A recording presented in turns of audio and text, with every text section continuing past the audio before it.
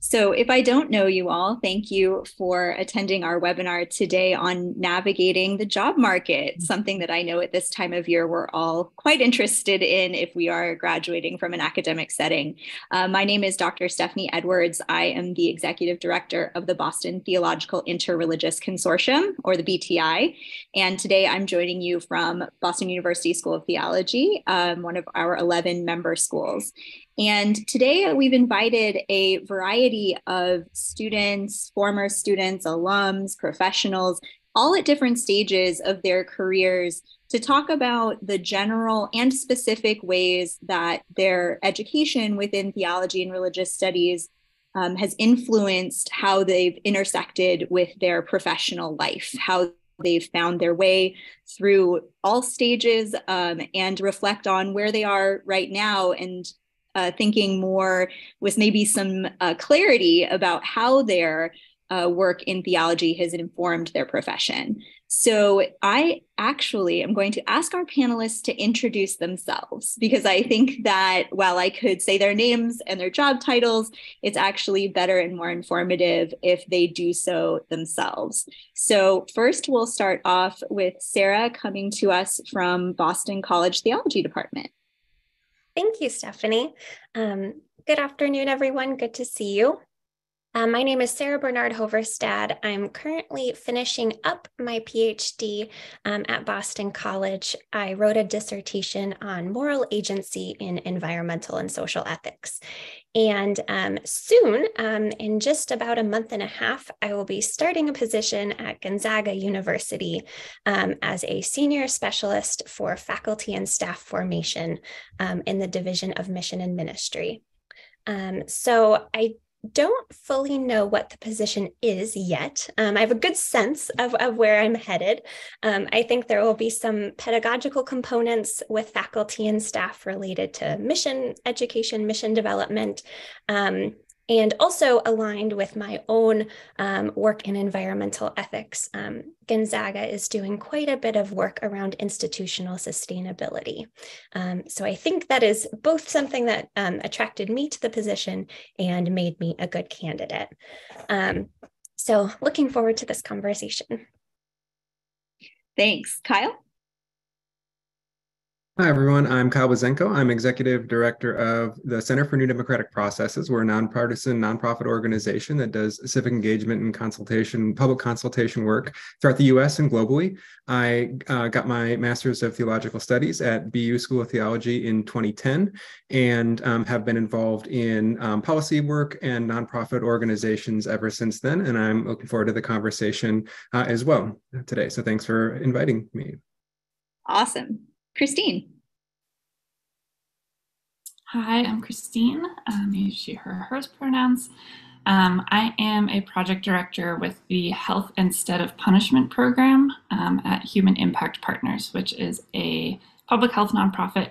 It's headquartered in the Bay Area, but I'm in Boston. And as part of that, I do research largely on the health impacts of policing, incarceration, immigration enforcement, surveillance, that whole bucket of things. And also I'm trying to build capacity for folks who are in the field of public health to address the criminal legal system as a public health issue. This is a little variant from my background in religion and theology. So I got my bachelor's in religious and theological studies at Merrimack College here in Massachusetts in 2009, and then my MDiv from Harvard Divinity School in 2012. And I can share a little bit more about that journey to where I am now a little bit later, but excited to be here. Wonderful. Thank you. Andrew. Hello, my name is Andrew Tripp, the spiritual counselor and psychosocial spiritual coordinator for VNA Care. I've been in healthcare chaplaincy of some flavor since 2009 and have done hospice, inpatient med surg, inpatient behavioral med, outpatient behavioral med since the lockdown back to hospice, because that's really my home. And have my Master's of Divinity from Boston University and my doctorate from Boston University School of Theology. Just love that School of the Prophets. And Jackie. Hello, everyone. I'm Jackie Regan. I'm the Associate Dean for Student Affairs and Career Services at Boston College School of Theology and Ministry. So I serve I'm a member of the senior leadership team here at the school with Dean McCarthy and 3 other associate deans. So administrative work is a big part of what I do. But I also work closely with students. So I'm really responsible for all of the student-centered programming here at the school that's connected to what goes on in the classroom, but also what happens outside the classroom with community life, liturgical, spiritual formation, leadership development, particularly with student organizations, and also career services. So it's a job for a generalist, but I have my MDiv from Weston Jesuit School of Theology. I got my MDiv in 2001. And I worked at Weston Jesuit from 2004 to 2008, and then was fortunate enough to make the move over here to BC when the school opened in 2008. And I also have an MA in spiritual direction, which is also from Weston Jesuit. Thank you so much. So I think something that is already reflected through you all just explaining your current location is that people who pursue theology and religious studies have diverse paths. We come into theology for diverse reasons, and we end up using it in completely various ways, right? I don't think I would have told you when I graduated with my MTS in 2011 that I would be back here sitting as the director of the BTI. So I think the one thing I would like you all to share to start us off is when you were looking at graduating either from undergrad or particularly, I would say, your master's and PhD programs, what were you thinking about where you were going to go, right?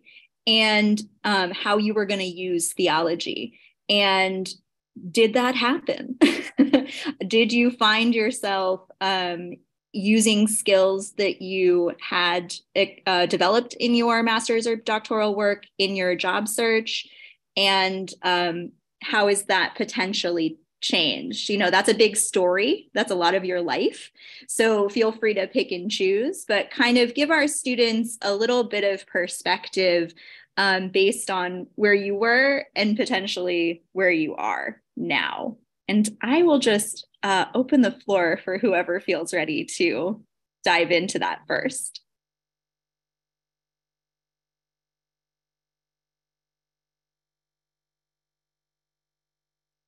I can kick us off. So brave.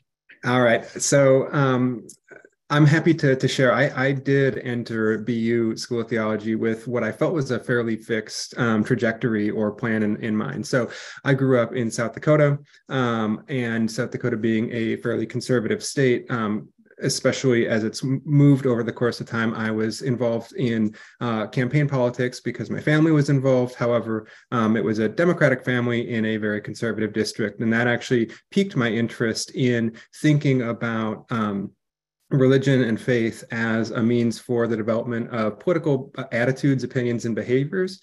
And one of the things that I was really interested in was looking at how to meet people where they were, particularly those with whom I may not have shared either religious or ideological perspectives and attitudes, and think about faith as an entry point to begin from a point of shared understanding and respect, rather than it being a means of further dividing or as a kind of point of separation. And so I actually, I worked in campaign politics for a number of cycles as a field organizer for candidates, particularly candidates who were in more conservative leaning districts or who were working with challengers who were competitors who were people of faith, in order to more effectively meet their constituents where they were.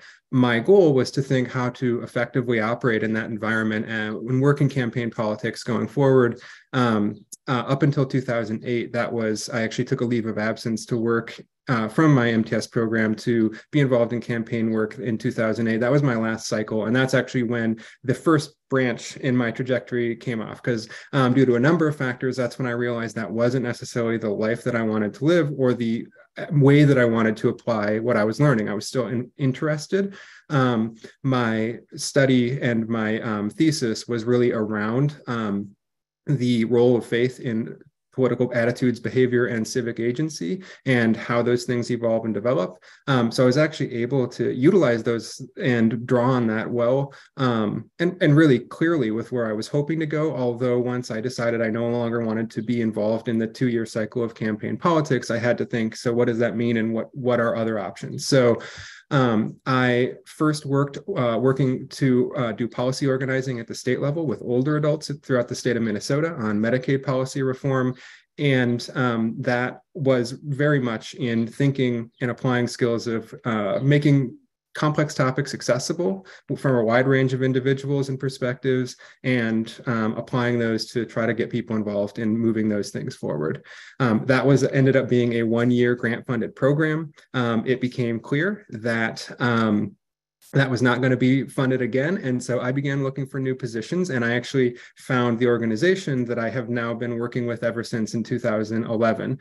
I was brought on as a policy analyst because I had been developing policy skills in a coordination with my campaign and organizing work. But this organization that does nonpartisan constituent and citizen engagement was looking for individuals who actually were able to disassociate from personal values and opinions in order to convene diverse perspectives and groups of individuals who didn't see eye to eye, who actually had expressed differences, and find ways to work together to identify shared solutions.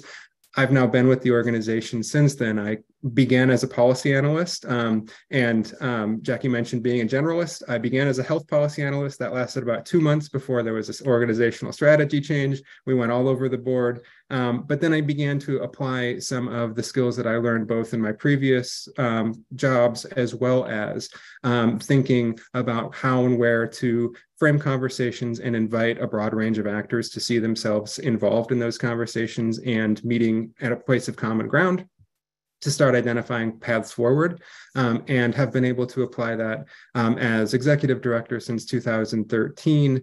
And that's allowed me to do work on a wide range of topics, everything from local impacts of climate change on rural communities to the role of media in political campaigns and electoral politics, to now a global project on antimicrobial resistance and a national project on high-risk artificial intelligence.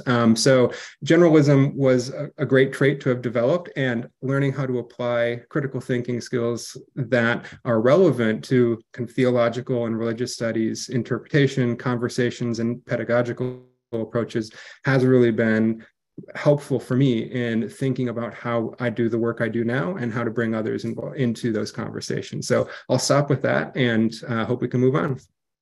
Thanks, Kyle. I think that's so true, right? Like there are these ways in which I know that myself had almost narrowed my vision during, especially the end of your at time during school, right? Sometimes you've focused so much that you might forget that you have a broader range of tools in your toolkit than you even realize, and they pop up and you're like, oh, right, I can do that. I have practiced that.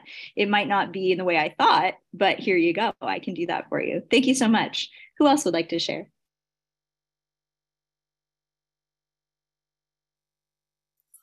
I can go because I also had a somewhat circuitous journey.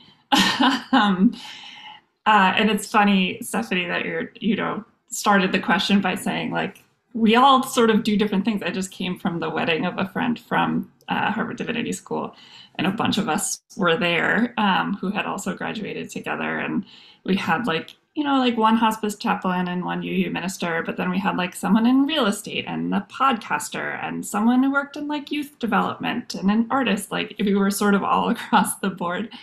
So it was just kind of great to see how different people were using their degree. So for me, when I started at HDS, I was interested in studying liberation theology. I started as a Master of Theological Studies.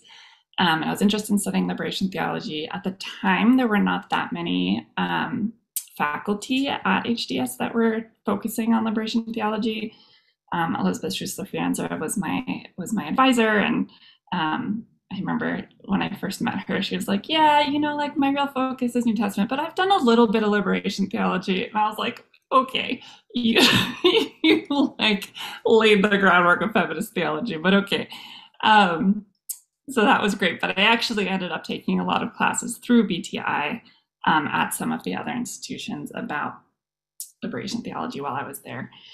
And then I was craving a real, like, more practical application of things. So I switched from the MTS to the MDiv in my second year. And I started doing a lot of hospital chaplaincy. Did CPE for 2 years. And at the time, really recognized how important spiritual care was to helping patients make meaning of their illness experience. But at the same time, while I was working as a chaplain, at the hospital I was at, the chaplaincy department budget was being cut. They were laying off a bunch of their chaplains.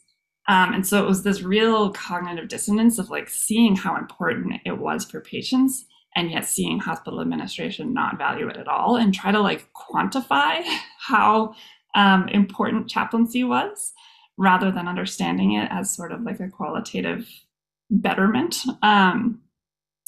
So I started to want to advocate for spiritual care at more of a policy level within medicine, and I started thinking about how I could do that. So I came to the end of my degree at HDS and thought, I'm going to go into medicine. I'm going to go get a medical degree. I'm going to advocate. Once I have those 2 letters, MD after my name, people are going to listen to me. And that's what I'm going to do. So I went into a pre-med program right out of HDS, did a semester there, realized science is not my forte. So left that and came back to Boston and worked as a researcher at Dana-Farber Cancer Institute, doing research with some folks on spiritual care at the end of life and how that impacted patients' decision-making at the end of life. So I did that for a couple of years. And then as I was doing that, sort of realized, I want to work at this more structural policy level rather than at the individual like patient care level. And so I applied to doctoral programs. I applied to both theology and public health doctoral programs. I got into one of each. So that was a hard decision. And then I really had to decide which path am I going to take? Which trajectory am I going to take? And thought, I really want to learn the language of medicine, health, like that type scientific research.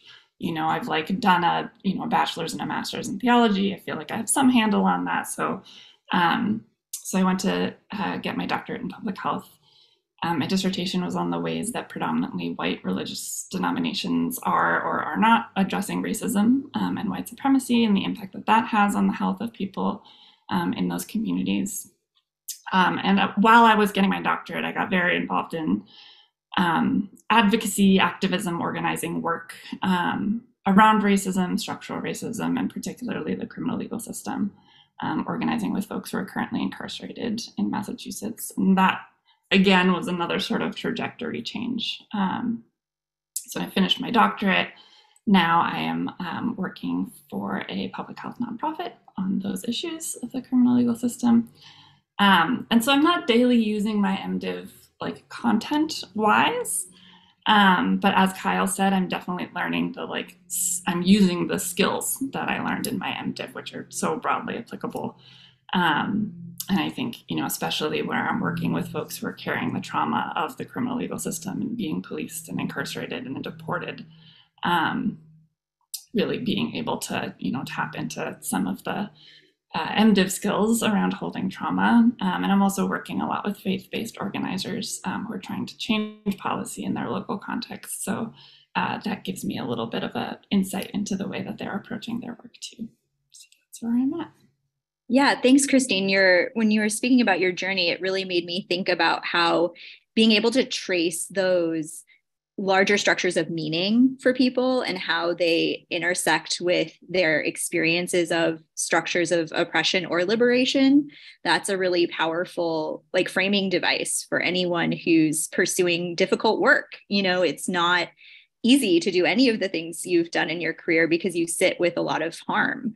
And in order to have some sort of academic and personal space that you can hold those in, I would say that for me, that too was a gift of some of my, especially my master's work, was like, oh, I understand a bit more for me how I can hold this and how I can and make it somewhat sustainable in the ways that, we all struggle, but potentially have a little bit more in my back pocket than the average Joe.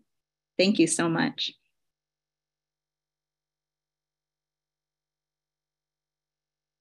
Well, keeping on trend, I also didn't anticipate 15 years ago this being my trajectory. My undergraduate degree was in math, and I thought that I might do some higher education in math or in the natural sciences. I did a lot of organizing with water justice advocates in my home community in the Central Valley of California. And so science may have been a more natural fit at that particular stage. But through that work, I found myself becoming really interested in the moral voice and how the moral voice is exercised in environmental problems. And that set of questions felt right to do more theological study. So I did my master's at BC School of Theology and Ministry, and was still holding on to those questions, which launched me into the PhD. And then kind of interestingly, the PhD trained me really well as an academic, as a teacher and a researcher. And so I thought that might launch me into an academic tenure track career. I think it could be a whole other panel talking about the tenure track job application process.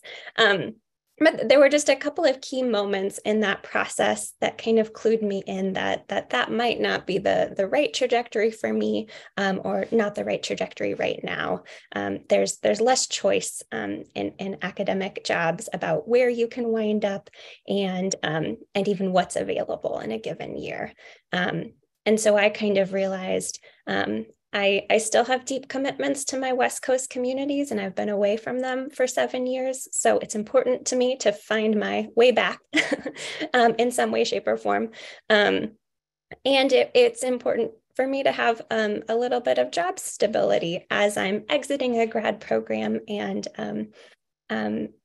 it would be challenging at this stage to try to cobble together adjunct work or visiting assistant professorships, things like that.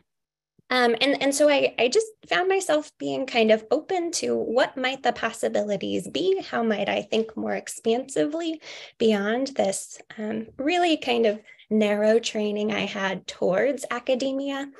And a friend of mine sent me this job at Gonzaga. And initially, I passed it along to several other friends I thought might be interested. I didn't see myself in the job initially. But as I kind of sat with it, I found myself drawn to several aspects of the position. And I wound up having a good conversation with this friend and just said, hey, if you think this is ridiculous that I would apply for this job, please let me know. But here's what I'm interested in. Does this seem like it could be a good fit? And she spent an hour and a half reassuring me that, yes, I would be a good candidate for this position. And so some of the things that appealed to me, as I mentioned, the opportunity to still be involved in pedagogy with faculty and staff instead of undergrads, but still involved in the teaching process, still involved in the university environment, which I came up in and still really enjoy.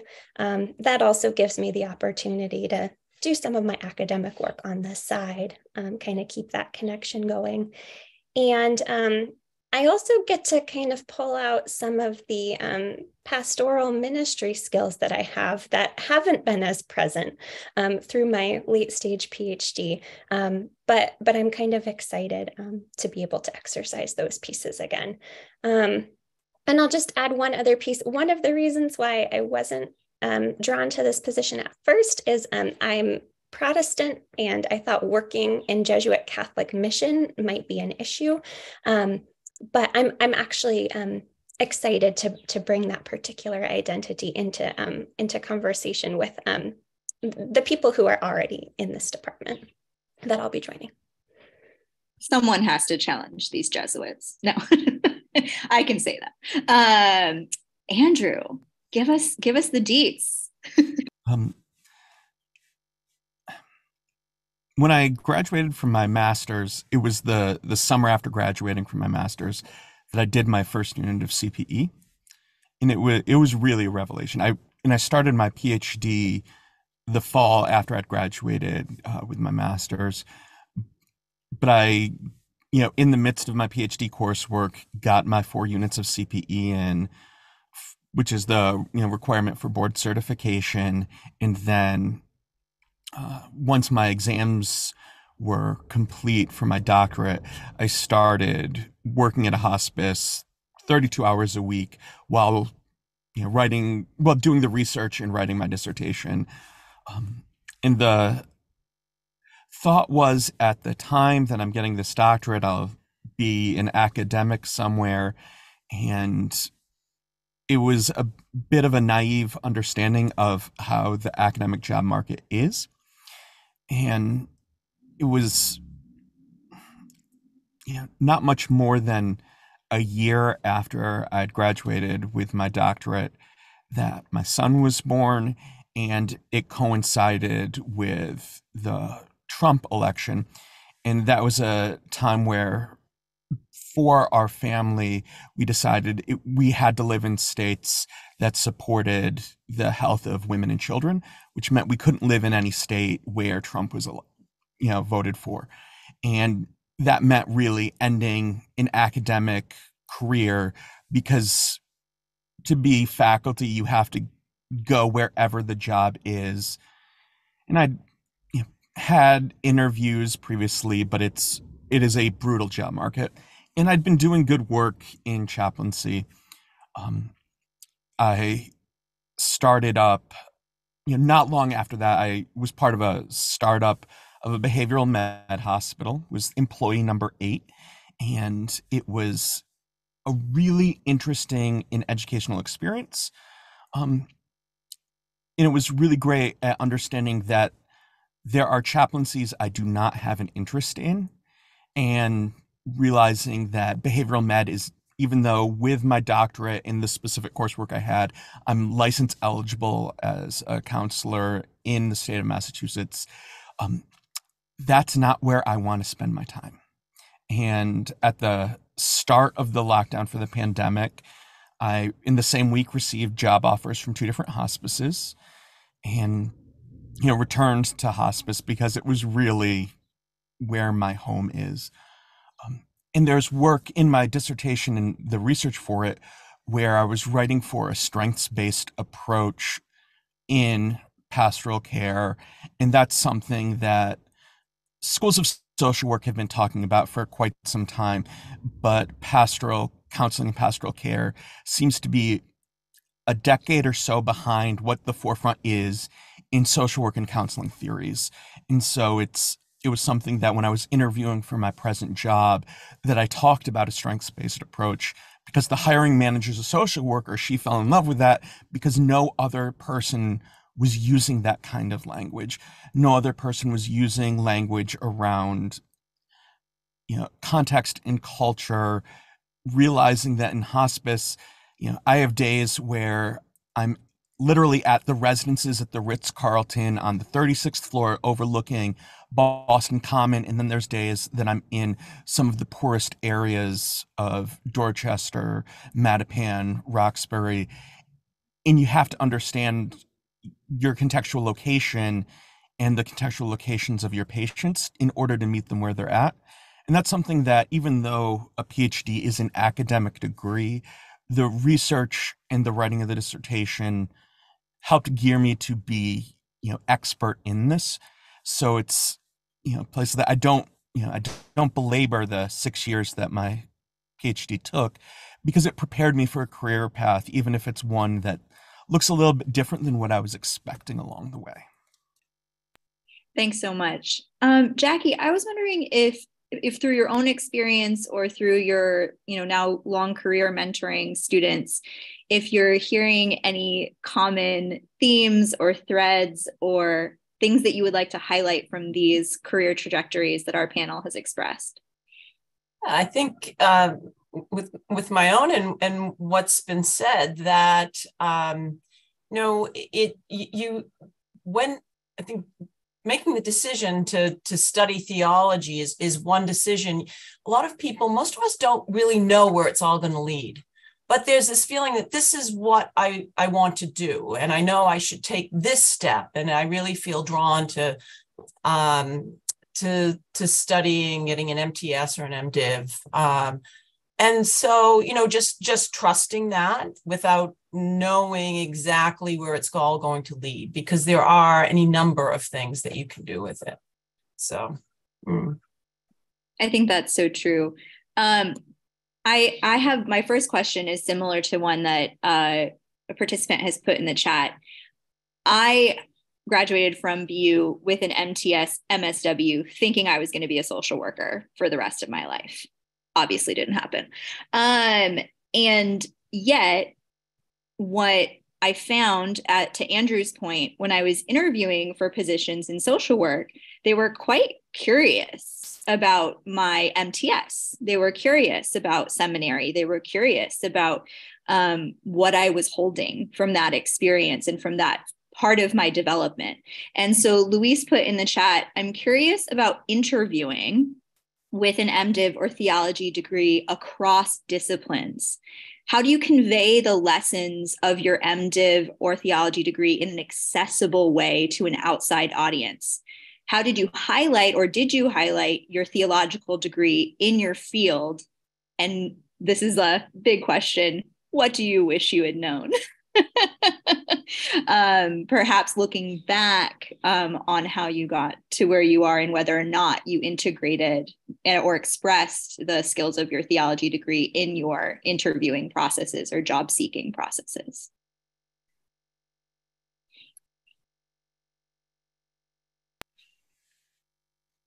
And I put his full question. Great, go ahead, Andrew. And I put his full question in the chat just in case you want to look at it.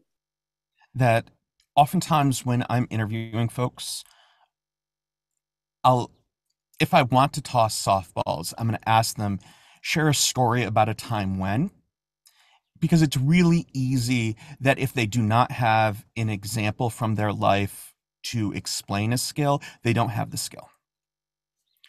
And so tell me about a time when you used the skills from your education to do relevant job function. That in chaplaincy, in social work, therapy jobs where I've interviewed folks, tell me a time when the education prepared you to assist in a patient, and then they can shine. That I'm not necessarily looking to say, I learned in this class this skill. I want to see how it's been applied. And so in your theological education, figure out some way to apply it to some kind of real life function, because the education is great, but if you have no way to apply it to the real world, it's not really helpful in a job interview. Great. I think that's super true and a great practical tip. I'm going to use that myself. Any other thoughts on Luis's question?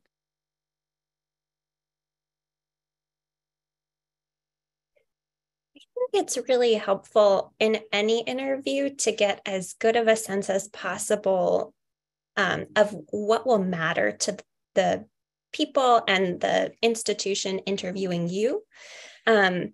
because then you can kind of start to tailor your experience and your skills towards what's going to matter to them.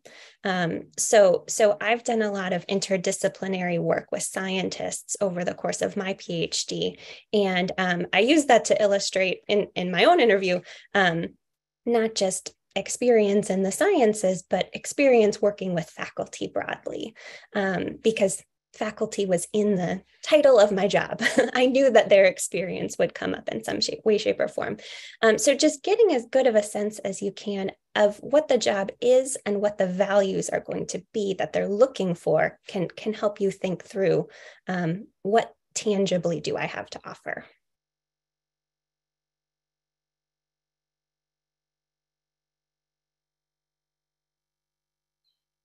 Yeah, I'll share too that when I applied to my doctorate in public health, the advice that one of the faculty members at the School of Public Health that I knew gave me was, you need to explain why you are making this change from religion into this other discipline. And so that's what my personal statement was about. And not just why, but what are the skills that I bring? And I think that actually one of the skills that I most use and value from my training is critical thinking, but also writing skills. Like I had to write in scientific, like for journals, I had to learn how to make my writing real dry. And like the results showed X, but I think that in terms of like explaining why you're making a change from one discipline to another, or what skills that you're bringing, the writing skills that I think we learn in a field like religion and theology can be really useful.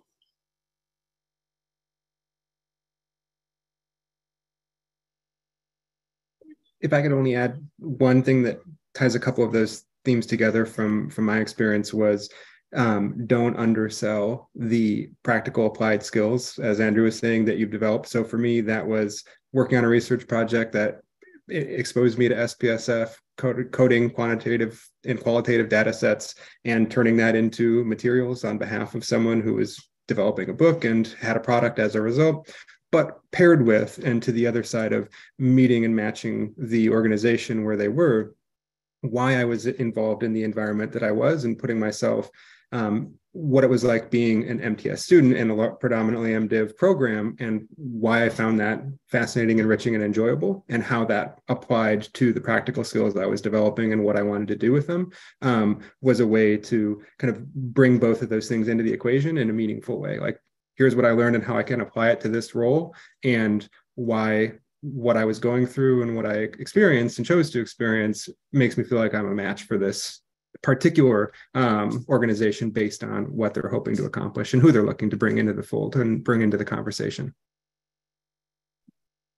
Thanks so much.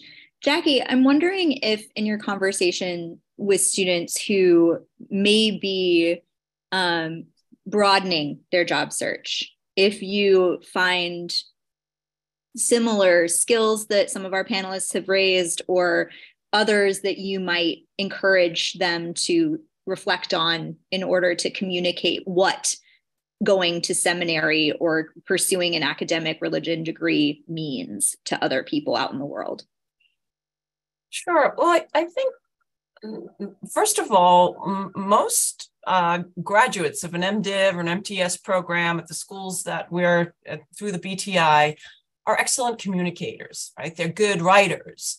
They have good, interpersonal skills, knowledge and sensitivity for the human condition.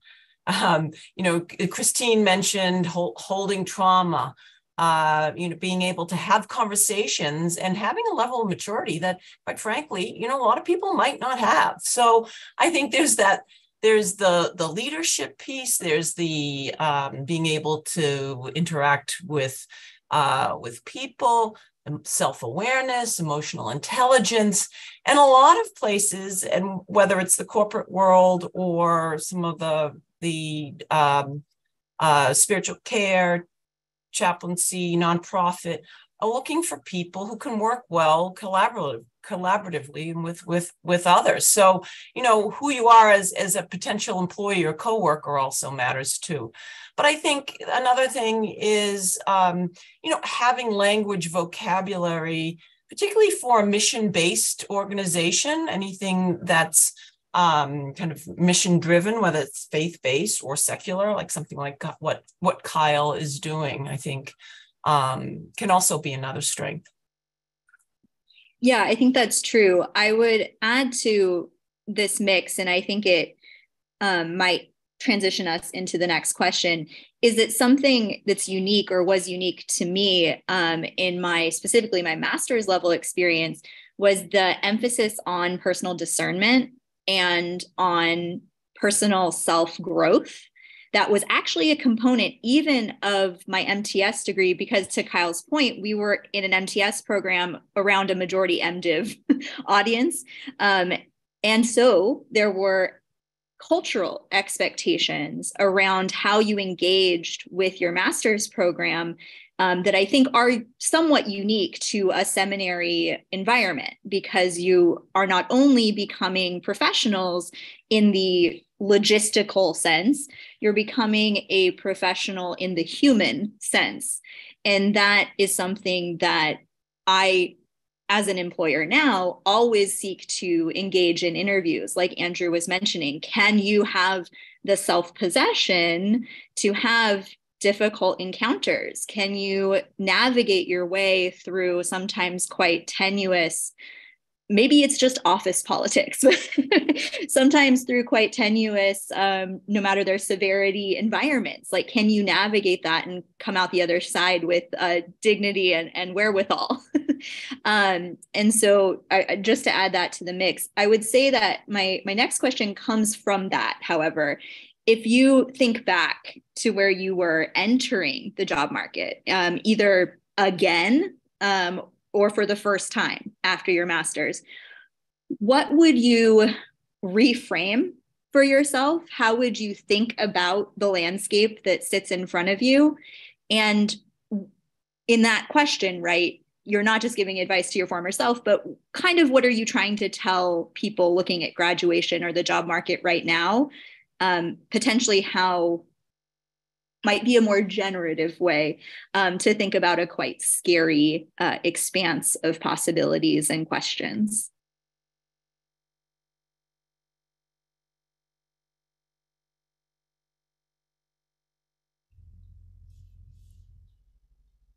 I think I have some thoughts on that. That if I knew then what I know now, I would have engaged, even though my doctorate was interdisciplinary, as a doctorate in practical theology is, I would have done more of that work, specifically in public nonprofit healthcare management work. That if chaplaincy is an interest, career-wise for someone, knowing, if you're going higher ed chaplaincy, some higher ed administration education. If you're going the healthcare route, the public nonprofit healthcare management education would have served me very well. So there wouldn't have been as much on the job training for how do you deal with the Department of Mental Health? How do you deal with the Department of Public Health? When a Joint Commission surveyor comes, what is it that you need to do, and why is it that all of your coworkers are sweating blood? And so that's something that I think if you're on the job market now, it might be a little bit too late. But if you have another year in your program, or even another semester in your program, having 1 or 2 classes in that vein will help prepare you for a smoother career trajectory.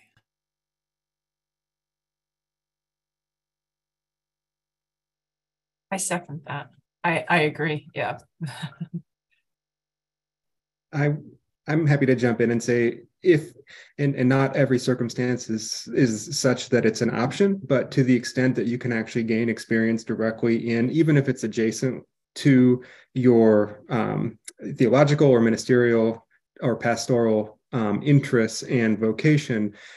My last semester at BU, I took an interim position as a church administrator because I needed money, I needed a job, and it was there. And they were looking for someone to come in on an interim fashion. I was going to be graduating. It wasn't a long-term thing, but that set me up with actual administrative skills, functioning within an organization, understanding and navigating some of those back-end processes and systems that in either like an intern role or in an educational context, I don't know that I would have necessarily had to encounter. And like one of those being why you need multiple signers on a check when it goes out the door as an administrative process, right? That never occurred to me until I made that mistake in a job and someone was there to say, here's why this is in place.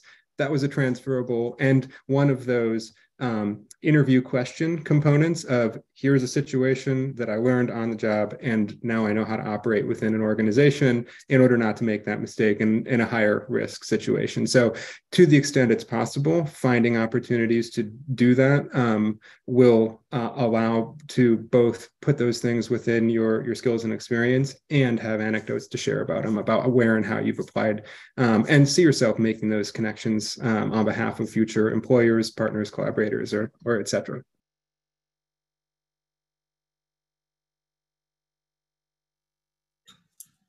Yeah, I don't think that I would do anything differently because every decision I made and every step that I took and led me to the wonderful people in my life and the wonderful job where I am and the work that I get to do right now, and the lessons that I've learned about the world and about myself and about other people. So I don't think it would change the way I did anything, but I'm thinking more of a reframe, which hopefully I think this panel has made clear, but I'll just say explicitly, which is that not going forward in a career that is explicitly religious or theological studies is not a failure. You haven't wasted your time. Those skills are so broadly applicable and transferable, and the world is your oyster, really, with having those. And so, yeah, just remembering that, like, it's okay to do that. It's okay to do that, and it's okay to explore many different things. Like, I remember when I was in grad school, someone wanted to like be a bartender as their ministerial experience because they were like, that's a ministry. So I think there are many, many different ways and places that you can use those skills, and just remembering that that's okay. Yeah, I just want to echo that because that's definitely my story as well. I teach mostly undergraduates now, and I always tell them, because I have them the last semester, their senior year at BC, and they're freaking out. And I always tell them, life isn't a straight line. You think certain things about me just because of the function I'm serving in this classroom. It was a squiggle with a few U-turns and then a squiggle again to be here. And it's still it's still not going to be linear. And I have one, speaking Christine to, you never know what's going to happen. I ended up moving to a very small town in Maine because, a husband. And I met a woman who has her MDiv from Seattle U, another Jesuit school, and she owns and operates our cafe bar bookstore in our town that's space. And she sees that as her ministry. And she sees that as something that serves our community in a way where less people in particular, are intersecting with the Catholic Church and yet still need spaces for community and meaning making and sharing. And so it may not ever look like what you thought it was going to look like, but that doesn't mean it's not true and valid and a beautiful expression of your vocation. Sarah, do you have anything to add? I'll just affirm that our experiences that we have concurrently with our study can really help inform, even if they are just practical financial decisions. I found myself referring a lot to paid positions that I had while in grad school, or things that I just volunteered myself for along the way. It was really helpful to just kind of take stock of what have I been interested in besides this very narrow academic focus, and that might help indicate what I might be interested in moving forward. Yeah, and I'll also just say, because I very recently faced down my own anxiety about what in the world will I do post-graduation, I think just being pretty open to possibilities that arose through my own networks, and not immediately disqualifying myself for something that seemed like it could possibly be a good fit. I remember seeing this particular position asked for 7 years of experience. And I thought, oh, I spent the last 7 years in grad school. I haven't been working in this field, but my grad school time counted as experience. So relying on our professional and personal networks, and relying on colleagues and mentors to help kind of parse some of the details when we're encountering this for the first time was really helpful. Thank you so much.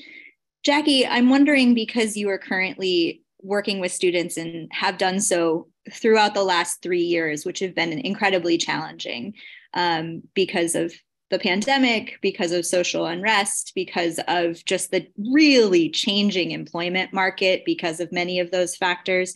I'm wondering if you have any best practices for our students in the here and now, in this job market that looks quite different than I think it did 3 or 4 years ago, and is quite volatile in some ways. And I'm just wondering how you're advising students and what little pieces of wisdom you're offering.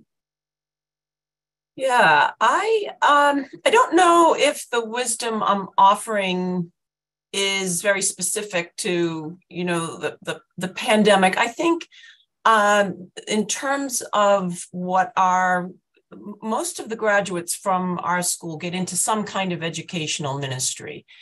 And in the last few years, that's been really hard. In 2020, 2021, there weren't many positions open except for teaching.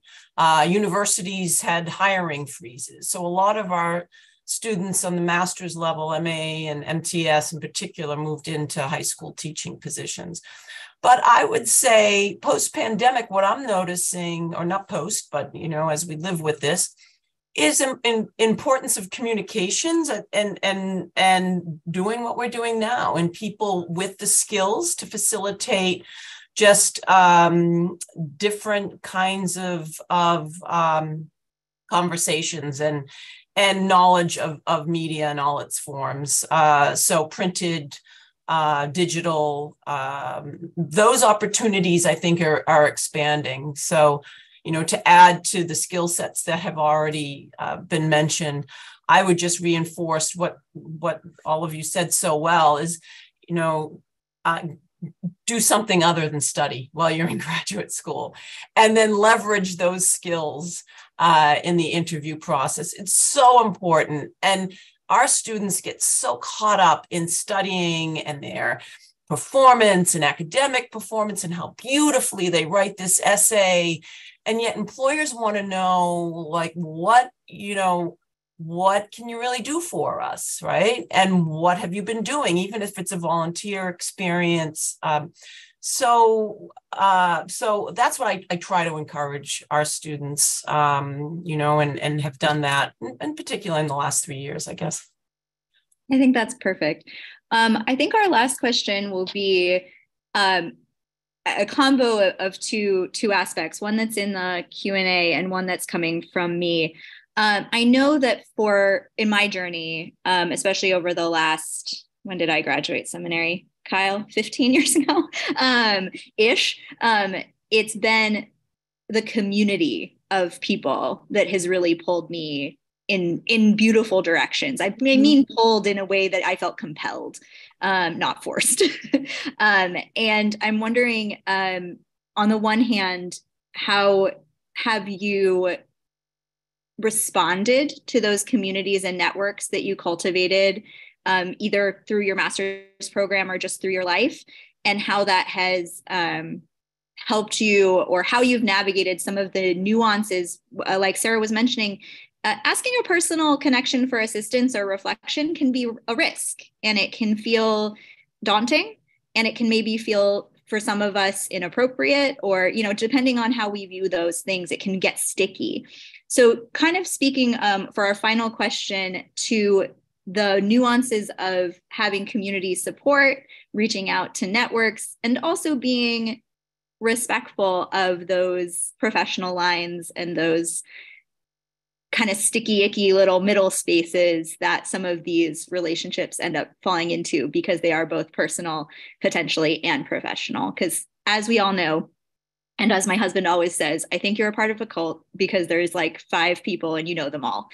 And it gets truer and truer, right? Especially if you stay within, for my world, little Jesuit corner. And so I'm wondering if you, again, could speak to that, the role of community, the role of networks, and how you would say you can navigate those in a positive way.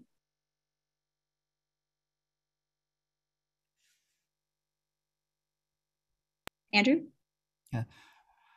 That in addition to my professional responsibilities for giving back to the discipline in the industry of hospice writ large, for the Massachusetts Federation of Hospice and Palliative Care, I chair the spiritual care group where we meet every other month. Since the pandemic, it's been meeting virtual.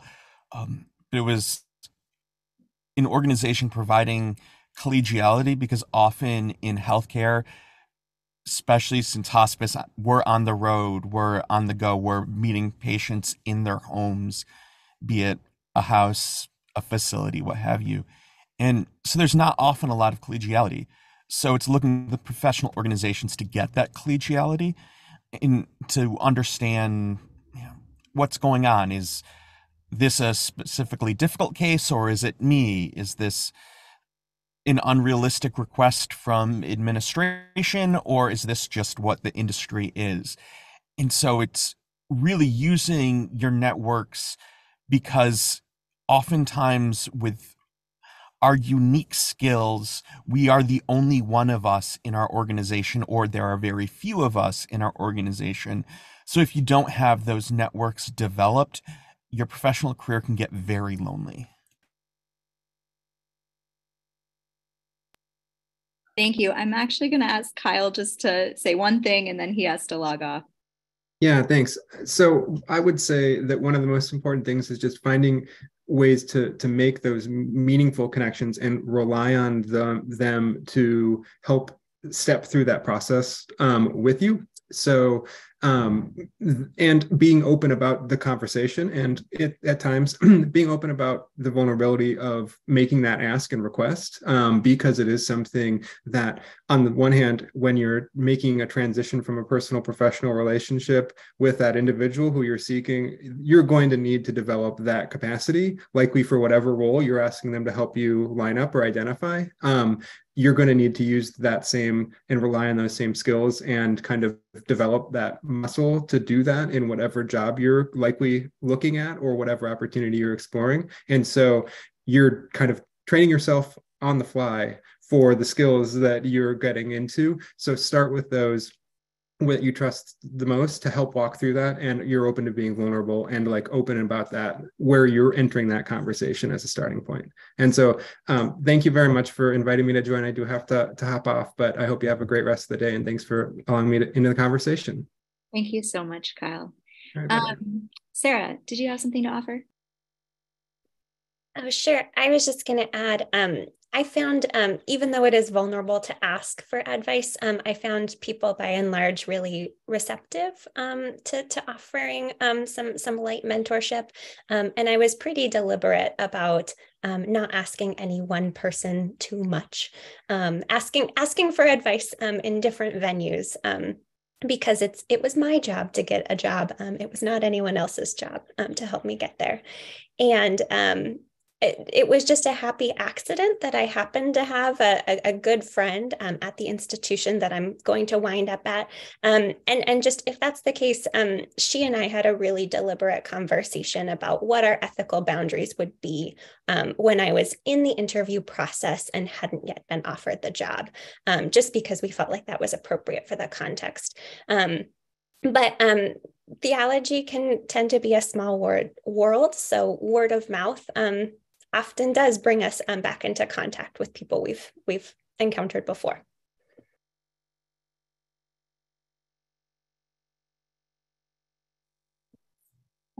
I'll just add on top of vulnerability, I think authenticity feels really important. I am someone who does not like networking. It's just, but I think, yeah, being authentically you, shout out to the Boston University people, be you, and just, yeah, like really establishing relationships in that way that are authentic and genuine and vulnerable. Thank you so much. Any final thoughts, Jackie, that you want to leave our students with today? Yeah, I think in some ways networking, networking can get a bad rap. People like, oh, there's a negative connotation to it, as if you're just kind of exploiting people. But it really is really kind of at the center of what we do, right? And who we are. So it's really central to the work that I do in terms of connecting our students to alumni for conversations like this, for working with employers and their recruitment process.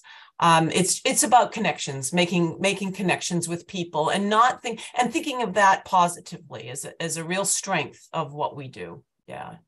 And and just relating. Mm-hmm. Yeah, and that's super strong. And what a beautiful note to end on. That's what the BTI's mission, speaking of mission-driven organizations, is all about. It's about fostering these connections. I, to show my cards, only know all of you through the BTI and through connections I have in this area. I would not know you without that.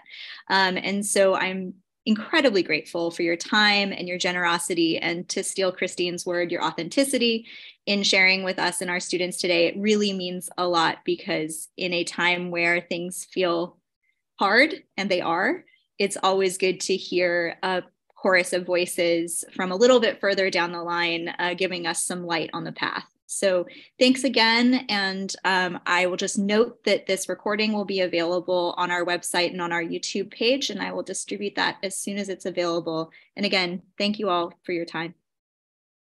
Thanks, Stephanie. Bye all. Hey, everyone. Yeah.